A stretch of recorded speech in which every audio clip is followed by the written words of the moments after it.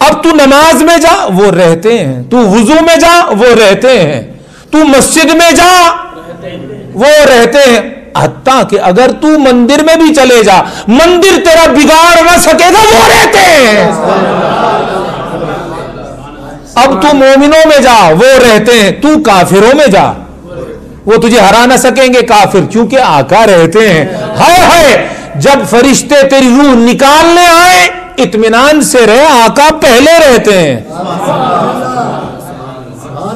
اور تجھے مزار میں اتارا جائے اور تجھے قبر میں اتارا جائے, کوئی پریشانی نہیں مٹی کی, کیوں؟ تطمئن القلوب, وہ رہتے ہیں, وہ رہتے ہیں. اس لیے فرمایا زمین میلی نہیں ہوتی, زمین میلی نہیں ہوتی, زمن میلا نہیں ہوتا, محمد کے غلاموں کا کفن میلا نہیں ہوتا. غلام محمد کا کفن میلا نہیں ہوتا, کیوں؟ وہ اپنے جلووں کے ساتھ رہتے ہیں. اب کہا اس عاشق نے, اس نے کہا تیری یاد ہے ایسی با وفا,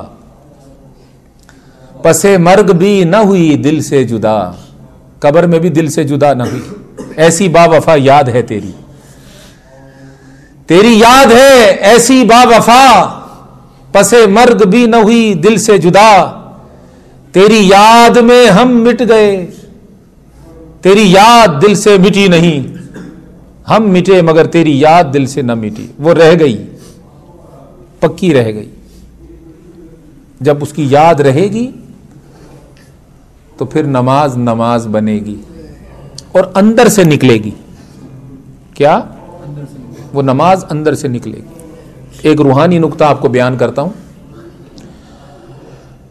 ساتھیوں یہ بتاؤ, بہار کا موسم آ جائے اور پھل نہ پکیں تعجب ہوتا ہے؟ خزاں آ جائے, خزاں کا وقت آ جائے اور پتے نہ جھڑیں تعجب ہوگا؟ اچھا, برسات کا موسم آ جائے اور بارش نہ برسے تعجب ہوتا ہے؟ لوگ پوچھتے پھرتے ہیں بارش نہیں ہو رہی, وقت تو ہو گیا, بارش نہیں ہو رہی, وقت تو ہو گیا. سمجھ رہی بات؟ سورج طلوع ہو اور پھول نہ کھلیں, ان کی دھوپ سے, سورج کی گرمی سے فصل نہ پکے تعجب ہوتا ہے نا. معلوم ہوا جس کام کا وقت ہو اس وقت میں جو کام ہونا ہو وہ نہ ہو تو نہ ہونے کا تعجب ہوتا ہے. شادی ہو گئی, عورت کو اولاد نہیں ہو رہی, تعجب ہوتا ہے. بھئی حمل, بچہ کیوں نہیں ہو رہا؟ گھروں میں سوال شروع ہو جاتے ہیں کہ ایک چیز گئی ہے اندر مگر اولاد نہیں ہو رہی. ہونی چاہیے, ہونی چاہیے. شادی ہو گئی, اب اولاد کا وقت ہے, ہونا چاہیے. اولاد اندر سے باہر آنی چاہیے. دھوپ آ گئی, فصل پکنی چاہیے. موسم آ گیا, برسات برسنی چاہیے. سردی آ گئی, سردی کے اثرات ہونے چاہیے. تو جس کام کا وقت ہو اس وقت میں وہ کام ہونا چاہیے. لیکن جو کام آپ کروانا چاہتے ہیں اس کی بنیاد بھی پہلے ہونی چاہیے. اگر بیج کاشت کر دیا ہے تو پھر دھوپ لگنے سے باہر آنا چاہیے. نہ آئے تو سمجھ لو اندر گیا ہی نہیں, اور اگر بیج اندر گیا تھا تو اسے دھوپ لگنے سے باہر آنا چاہیے. اتنی مثالیں کافی ہیں. اصل بات پر آتا ہوں.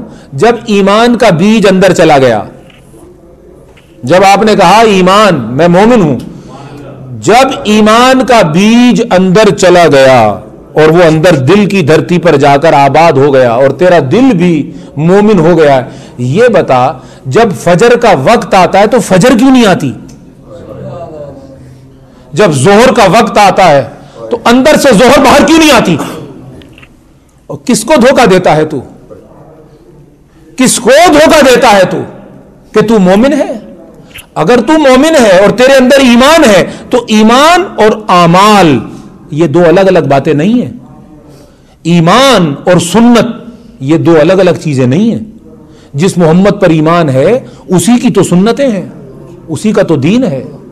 تو اگر ایمان اندر چلا گیا ہے تو اب فجر کے وقت کہنا نہ پڑے کہ بھئی تو فجر پڑھ، اس وقت میں فجر آ جائے، ظہر کے وقت میں اندر سے ظہر آ جائے، عصر کے وقت میں عصر آ جائے، مغرب کے وقت میں مغرب آ جائے، عشاء کے وقت میں عشاء آ جائے، بالغ ہو گیا ہے، داڑھی آ جائے، ادب کی وجہ سے سر پہ ٹوپی اور دستار آ جائے، اور جتنے آداب دین میں موجود ہیں اگر اندر ایمان چلا گیا ہے، جیسے جس کام کا وقت ہو وہ چیز اندر سے باہر آ جائے۔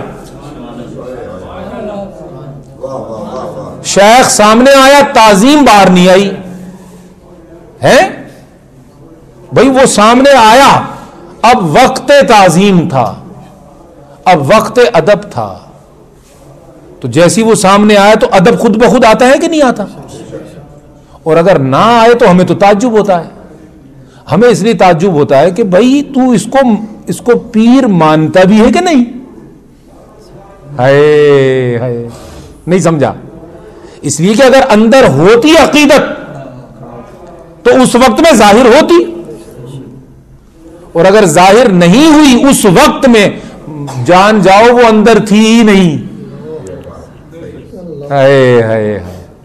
تو جو لوگ تعظیم کا اور تعظیم کو دیکھ کر اعتراض کرتے ہیں، اصل میں وہ اس بات کی اطلاع دیتے ہیں کہ بھئی ہم میں نہیں ہے، تم میں کیوں ہے؟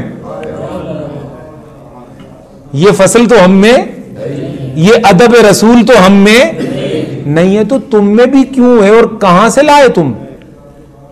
اور چونکہ ہم میں نہیں ہے لہذا تم میں بھی نہ ہو۔ بھائی کیوں نہ ہو، کیوں نہ ہو؟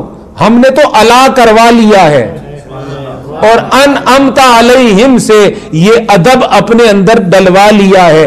ہم چونکہ ان کے در پہ چلے گئے ہیں، ہم میں ہے، تم در بدر ہو، تم پہ نہیں ہے۔ تیرے در سے جو یار پھرتے ہیں در بدر یوں ہی خار پھرتے ہیں، اور میں گدا ہوں اس گلی کا جس میں مانگتے تاج تار پھرتے ہیں۔ اب میں بات کو ختم کرنا چاہتا ہوں کچھ تعلیمات پر، اور چونکہ شان صدیق اکبر کا موقع ہے تو آپ رضی اللہ تعالی عنہ، میں آپ کی شخصیت کو بالکل مختلف انداز سے دیکھتا ہوں، بالکل مختلف انداز۔ وہ اس طرح دیکھتا ہوں کہ چونکہ آپ اول خلیفہ ہیں، آپ اول ہیں، حضور علیہ الصلوۃ والسلام کی مسند حکومت پر اور مسند رسالت پر سرکار کے جانے کے بعد کون بیٹھا؟ صدیق اکبر بیٹھے۔ صدیق اکبر سے بھی بڑا حسد ہے کلمہ گو لوگوں کو، عمر فاروق سے بھی بڑا حسد ہے کلمہ گو لوگوں کو۔ تو جو راہ صدیقی پہ ہو اور راہ عمر پہ ہو اور اس سے کچھ کلمہ لوگ حسد کریں، سمجھ لو جو فیض صدیق کا ہے وہی ملا ہے اسے۔ تو یہ کوئی تعجب کی بات نہیں، یہ قصے پرانے ہیں۔ ہم وہی تو ہیں جنہوں نے حضرت عثمان کو گھر میں مارا، ہم وہی تو ہیں جنہوں نے حضرت علی کو مسجد میں مارا، ہم وہی تو ہیں کلمہ گو مسلمان جنہوں نے امام حسین کو کلمے کا نعرہ لگا کر کربلا کی تپتی ہوئی ریت کے اوپر گرا کے مارا، امام حسن کے جنازے پر تیر مارے۔ ہم وہی تو ہیں جنہوں نے امام زین العابدین کو ستایا، ہم وہی تو ہیں جنہوں نے سادات کے ساتھ وہ کیا جس کی وجہ سے سادات نے ہجرت کر کر کے ہندوستان کو آباد کیا۔ وہ عرب سے نکالے گئے، اتنے ستائے گئے کہ نکالے گئے، اور پھر نکل کر وہ یہاں آئے تو ان کے آنے کے صدقے ہم اندھیروں سے نکالے گئے۔ یہ نظام قدرت ہے۔ صدیق اکبر حضور کی مسند پر بیٹھے۔ اب میں ایک بڑی عجیب بات کرنے لگا ہوں، اللہ کرے تم سمجھو۔ جب سرکار نے اعلان کیا تھا کہ میں نبی ہوں تو لوگوں نے کہا نبی ہو گئے تو آپ کی نبوت کی کیا نشانی، کیا دلیل ہے؟ تو آقا نے فرمایا تم میرے بارے میں کیا گمان کرتے ہو، میں کیسا رہا 40 برس، تم نے دیکھا مجھے کیسا پایا؟ ان کا دو باتیں تو آپ میں پائیں، امانت بھی تھی، صداقت بھی تھی۔